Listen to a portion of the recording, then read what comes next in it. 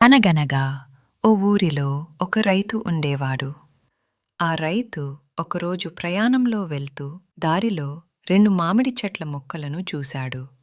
అవి చిన్నగా, వెలుగులో మెరిసిపోతూ ఆకట్టుకునేవిగా ఉండేవి.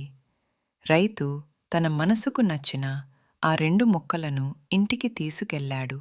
తన ఇంటి ముందువైపు ఖాళీ స్థలంలో ఎంతో ప్రేమతో ఆ 2 మొక్కల్ని నాటాడు.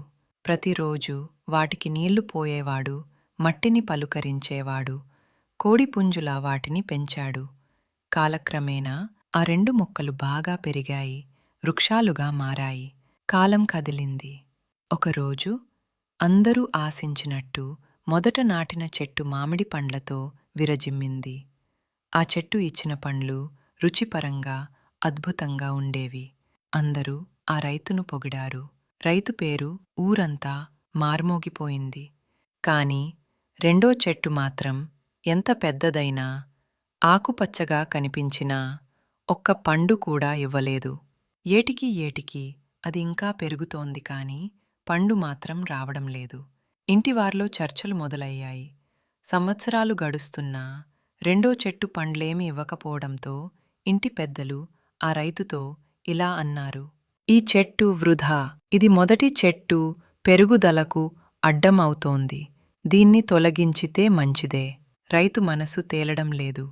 తన చేతులారా నాటిన చెట్టును తొలగించాలన్న ఆలోచనే అతనికి బాధ కలిగిస్తోంది. అవి 2 చెట్లను తన బిడ్డలుగా చూసేవాడు. రెండింటినీ సమానంగా ప్రేమించేవాడు. ఒక అద్భుతం జరుగుతుంది. ఒక సాయంత్రం రైతు నిశ్శబ్దంగా ఆ రెండో చెట్టు దగ్గర కూర్చొని ఉన్నాడు.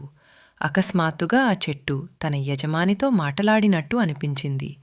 రైతుకు తాను వినేదంతా కలలాగాని నిజంగా జరిగిందిలా అనిపించింది. యజమానిగారు, నేను పండ్లేమీ ఇవ్వలేదు, మీకు ఉపయోగపడలేదు. నాకు బాధే. మానవుడికి ఉపయోగపడకపోతే వృక్షానికి అర్థమే ఉండదు. అందుకే నన్ను తొలగించండి. కనీసం నా స్థానంలో ఉన్న మొక్క పెరిగి పండ్లు ఇస్తే అది నిజమైన ఆనందం. ఈ మాటలు రైతుని గుండెను తడిమాయి. కన్నీళ్లతో చెట్టును చూసి ఇలా అన్నాడు: నీ ప్రేమ, నీ నిర్లక్ష్యమయ్యే నిజాన్ని ఒప్పుకున్న తీరు నన్ను కలిచేసింది. కాని ఎవరైనా పాడిపడితే వాళ్ళను తొలగించాలా, లేక మారదలచే వరకు ఎదురు చూడాలా? ఆ తరువాత రైతు ఎంతో బాధతో, గుండె నొప్పితో ఆ రెండో చెట్టును తొలగించాడు. కాని అది కేవలం చెట్టును తొలగించడం కాదు, ఒక బంధాన్ని విడిచిపెట్టడం. తాను ప్రేమించి పెంచిన వృక్షాన్ని మనసులో కన్నీళ్లతో వీడాడు. అతను దానిని కోపంతో కాదు, బాధతో తొలగించాడు.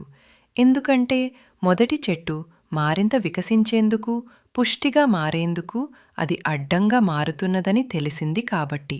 ఇది కేవలం ఒక వృక్షపు తీర్పు కాదు, జీవితంలో ప్రతి మనిషికి ఎప్పుడో ఒక సమయంలో తీసుకోవలసిన కఠినమైన నిర్ణయాలుగా అర్థం చేసుకోవాలి. కొన్ని రోజుల తర్వాత మొదటి చెట్టు మరింతగా పెరిగింది. పండ్లతో ఆ చెట్టు విరజిమ్మింది. ఆ చెట్టు ఇచ్చిన పండ్లు ఊరిలో పేరొందాయి. రైతుకి ఇంకెక్కువ గౌరవం వచ్చింది. అతని కుటుంబం సంతోషంగా, శాంతంగా జీవించసాగింది. అలా ఒక ప్రేమతో నాటిన వృక్షం ప్రేమతోనే తొలగించబడింది. అది కూడా మరో వృక్షం జీవితానికి మార్గం వేసింది. ఈ కథ మన జీవితాలకు ప్రతిబింబం.